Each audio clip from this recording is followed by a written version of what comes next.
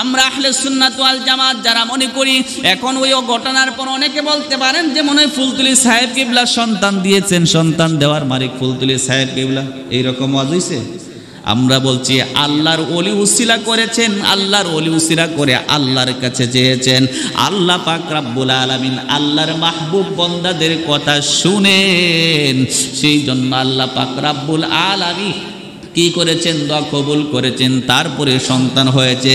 আমরা গিয়ে শাহজালাল বাবার কাছে চাই না, নাসিরউদ্দিন সিফাইসানার কাছে চাই না, আমরা অমুক পীর সাহেবের কাছে চাই না, অমুক বাবার কাছে চাই না, আমরা তাদের উসিলা দিয়ে আল্লাহর কাছে চাই। আল্লাহ পাক রব্বুল আলামিন আল্লাহর কিছু নেককার বান্দা আছে, তারা যখন আল্লাহর কাছে হাত তুলে কাঁদে, আল্লাহ পাক রব্বুল আলামিন তাদের হাতের উসিলায় আল্লাহ পাক বিভিন্ন সমস্যার সমাধান করে দেন। কথা বলুন ঠিক কি? আল্লাহর ওলিরা তো সাধারণ মানুষ হতে পারে।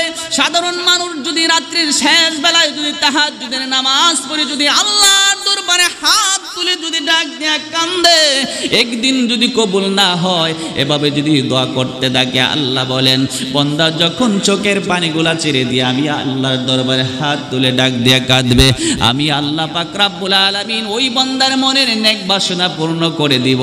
জবান খুলে বলুন সুবহানাল্লাহ। সাল্লাম সাইয়্যিদিনা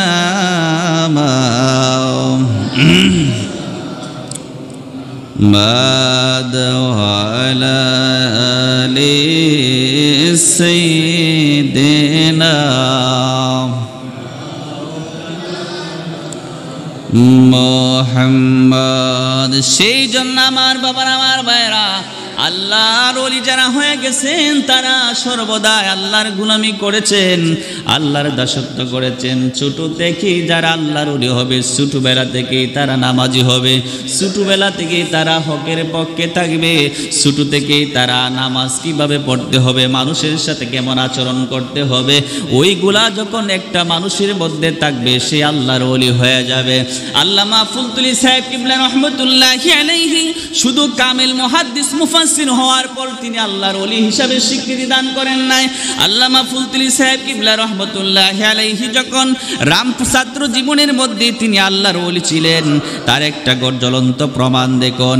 আল্লাহর ওলি আল্লামা ফুলতুলি সাহেব কিবলা রহমতুল্লাহি আলাইহি যখন ছোটবেলায় ছিলেন, এই ছোট্টবেলায় আল্লাহর ওলি হয়েছিলেন কিভাবে? তাই তিনি যখন রামপুর আলিয়া মাদ্রাসার মধ্যে যখন যেতেন, এই রামপুর আলিয়া মাদ্রাসার মধ্যে যাওয়ার সময় তার মধ্যে এত নম্রতা, এত ভদ্রতা ছিল, অন্যান্য সাধারণ ছাত্রদের মধ্যে যেই গুণ ছিল তার মধ্যে এই গুণ না, তার মধ্যে শত শত গুণ ছিল। তিনি যেমন আদব ছিল তার মধ্যে, যেমন নম্রতা ছিল, যেমন ভদ্রতা তার মধ্যে ছিল। তিনি একজন সাধক হিসাবে ছিলেন, সব সময় আল্লাহর গোলামি করতেন, নামাজ পড়তেন, দুরূদ শরীফ পড়তেন, নফল ইবাদত করতেন। এই ছোট্টবেলা থেকেই নফল ইবাদত করতেন, অন্যান্য সহপাঠীদের সাথে এমন তেমন করে মিশামিশি করতেন না। কিন্তু তিনি যখন একজন মানুষের বাড়িতে যখন লজিং থাকতো, আগে একটু লজিংয়ের ব্যবস্থা ছিল, এই রামপুর জনাব হাই স্কুলের একজন মাস্টার শিক্ষক ছিলেন, উনি কি করলেন, ওনার বাড়ির মধ্যে যখন ফুলতুলি সাহেব কিবলা যখন লজিং থাকতেন, লজিং থাকা অবস্থায় ওই লোকের ঘর, ওই মাস্টার সাহেবের ঘরের মধ্যে কোনো সন্তান জন্ম হয় না, সন্তান জন্মগ্রহণ করে না। তিনি কত ডাক্তার দেখাইলেন, কবিরাজ দেখাইলেন, তারপরও কিন্তু ওনার স্ত্রীর গর্ভে কোনো সন্তান হয় না। তিনি নিঃসন্তান হয়ে, যেখানের মধ্যে কোনো মজলবি, যেখানের মধ্যে কোনো হুজুর, আমাদের কারো ঘরে যদি কোনো সন্তান না হয়, আমরা বিভিন্ন ডাক্তার দেখাই, কবিরাজ দেখাই কি দেখাই না? ডাক্তার কবিরাজের কাছে যায়, কিন্তু কোনো ডাক্তার কবিরাজ সেটার সমাধান দিতে পারে না। কিন্তু তারপরে আমরা বিভিন্ন আল্লাহর ওলিদের কাছে যাই, বিভিন্ন মৌলভী সাহেবের কাছে যাই। কথা বলুন, শর্ট করে বলতেছি। এই ঘটনাটা এসেছে আল্লামা ঢাকা বিশ্ববিদ্যালয়ের সহকারী অধ্যাপক আল্লামা আহমদ হাসান চৌধুরী সাহেব, উনি একটা কিতাব লিখেছেন ফুলতুলি সাহেব কিবলা রহমতুল্লাহ আলাইহির জীবনী এটার মধ্যে ঘটনাটা এনেছেন, সংক্ষেপ করে বলতেছি। একদিন যতই কোনো মানুষ যদি একটা ক্লাসে যদি 50 জন ছাত্র থাকে, এই 50 জন ছাত্রের মধ্যে যদি একজন মানুষের আদব যদি ভালো হয়, চলাফেরা যদি নম্র হয়, বদ্ধ হয়, শিক্ষকরা পর্যন্ত তাকে সম্মান করে, সহপাঠীরা পর্যন্ত সম্মান করে, কথা বলুন ঠিক কিনা? কিন্তু তিনি এত বাদব ছিলেন, এত সম্মান ছিলেন, এত আল্লাহর গুণগান করতেন, মানুষের মুখের মধ্যে ছড়ায় পড়ল।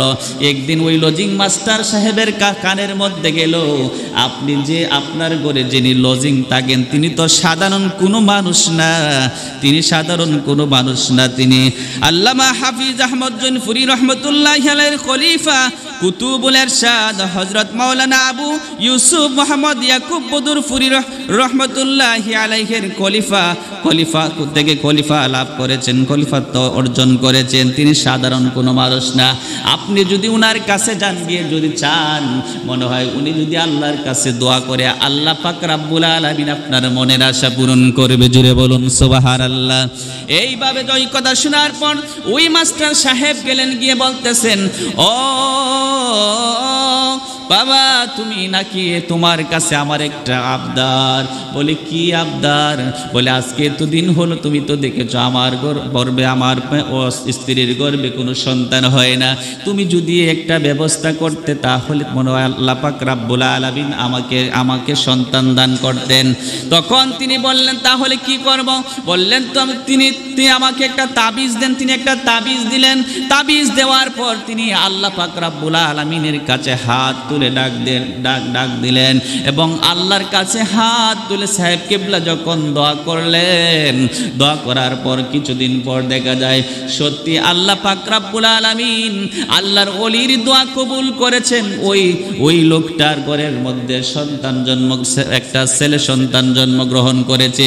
ওই ছেলে সন্তানটা জন্মগ্রহণ করার কারণে মাস্টার সাহেব আল্লাহর দরবারে শুকরিয়া আদায় করেছেন। জুড়ে বলুন সুবহানাল্লাহ। সেই জন্য আল্লাহর ওলি যারা হবে, আল্লাহর ওলিদের দরবারে, আমি আগেও বলেছিলাম, গত সপ্তাহে মনে বলেছিলাম যে আল্লাহর ওলিদের দরবারে যেতে গেলে খাঁটি নিয়ত নিয়ে মনটায় সহি করে নিতে হবে, তা না হলে কখনো আপনার আল্লাহর ওলিদের দরবারে গিয়ে কোনো লাভ হবে না।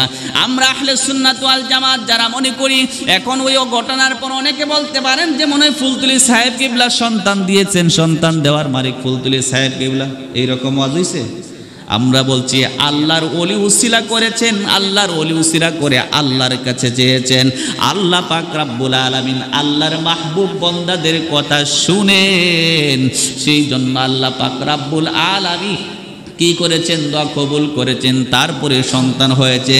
আমরা গিয়ে শাহজালাল বাবার কাছে চাই না, নাসিরউদ্দিন সিফাইসানার কাছে চাই না, আমরা অমুক পীর সাহেবের কাছে চাই না, অমুক বাবার কাছে চাই না, আমরা তাদের উসিলা দিয়ে আল্লাহর কাছে চাই। আল্লাহ পাক রব্বুল আলামিন, আল্লাহর কিছু নেককার বান্দা আছে, তারা যখন আল্লাহর কাছে হাত তুলে কাঁদে, আল্লাহ পাক রব্বুল আলামিন তাদের হাতের উসিলায় আল্লাহ পাক বিভিন্ন সমস্যা সমাধান করে দেন। কথা বলুন ঠিক কিনা?